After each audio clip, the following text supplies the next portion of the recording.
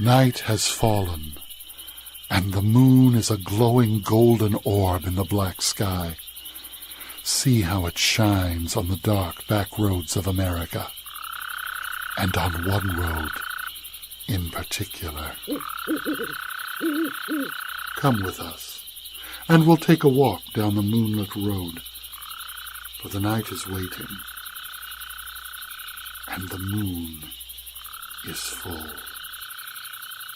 The Moonlit Road presents Episode 16, PATIN'S Pumpkin Patch, written and told by Tom Coleman. Don't go into PATIN'S pumpkin patch. They got TATIES in there.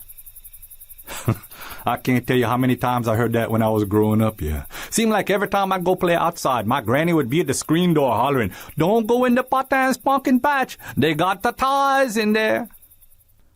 Now, for those of y'all who don't know, a tatie, that's like a Cajun boogyman, an old creepy-crawly thing that loves to scare bad little childrens.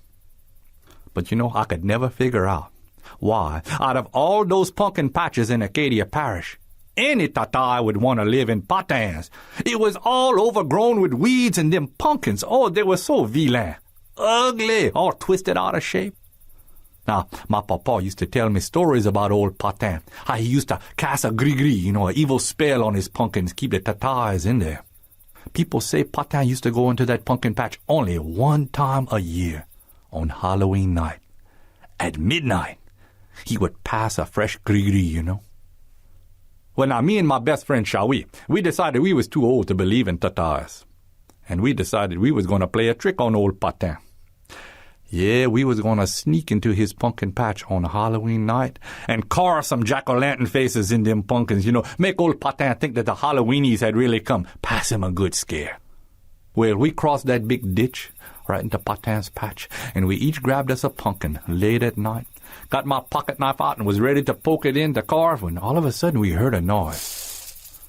Well, me and Shawi, we popped our heads up and we looked at the field, and it was a full moon that night, so you could see everything. But we couldn't see what was moving. So we sat back down and went back to work on that pumpkin. And just as I was about to carve that scary face, I looked at my pumpkin and I said, well, somebody done beat me to it. Look, somebody already carved a scary face in it. But when I looked at that face closer, it didn't look like it was carved. No, it looked kind of different. I looked at those two eyes, and they blinked.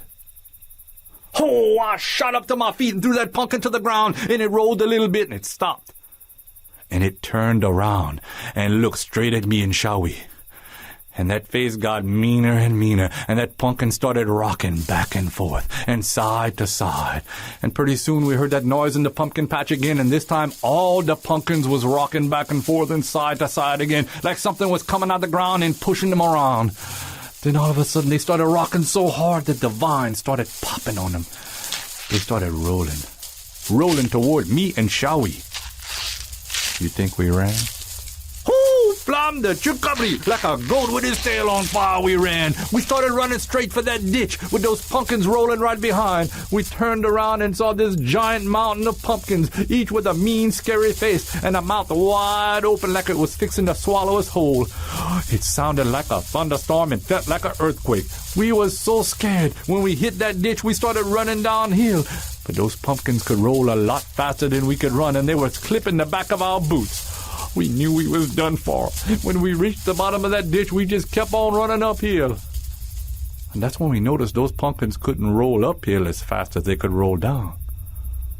And when we reached the top, we looked back, and them pumpkins stopped and started rolling back to the bottom of the ditch. Oh, we were safe. But as we watched, them pumpkins hit the bottom and started rolling up the other side.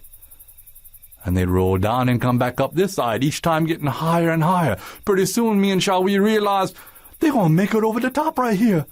Help! We ran straight for town, straight for that fire hall, where they had a bunch of men sitting outside playing cards. We yelled, "PATIN'S pumpkins is trying to eat us! Help!" Them men, they didn't laugh. They didn't even ask questions. They shot up from their chairs and ran in the fire hall and grabbed those big old chopping axes and ran straight for PATIN'S field. They ran so fast we couldn't even keep up with them.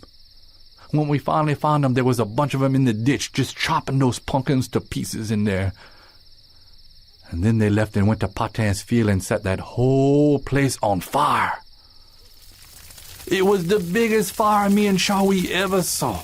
That black, thick smoke was curling up to the heavens, completely blocking out the full moon.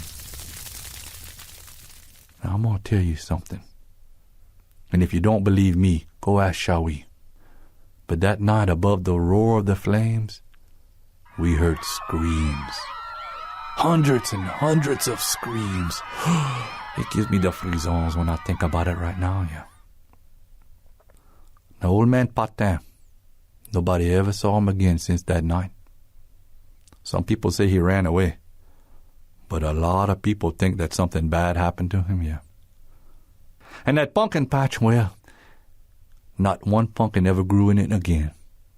As a matter of fact, if you go to Acadia Parish right now, you won't find a pumpkin patch anywhere around there. But if you ask anybody where old PATIN'S field used to be, they'll tell you. But they won't show you, because they're going to warn you. Don't go into PATIN'S pumpkin patch. They still got TATIES in there. That concludes this tale from the Moonlit Road. Be sure to visit our website at themoonlitroad.com to find out more about our stories and let us know how we're doing. The Moonlit Road is produced and directed by Craig Dominy, recorded and soundscaped by Henry Howard in beautiful Stone Mountain, Georgia. Thanks for listening, and we'll see you next time.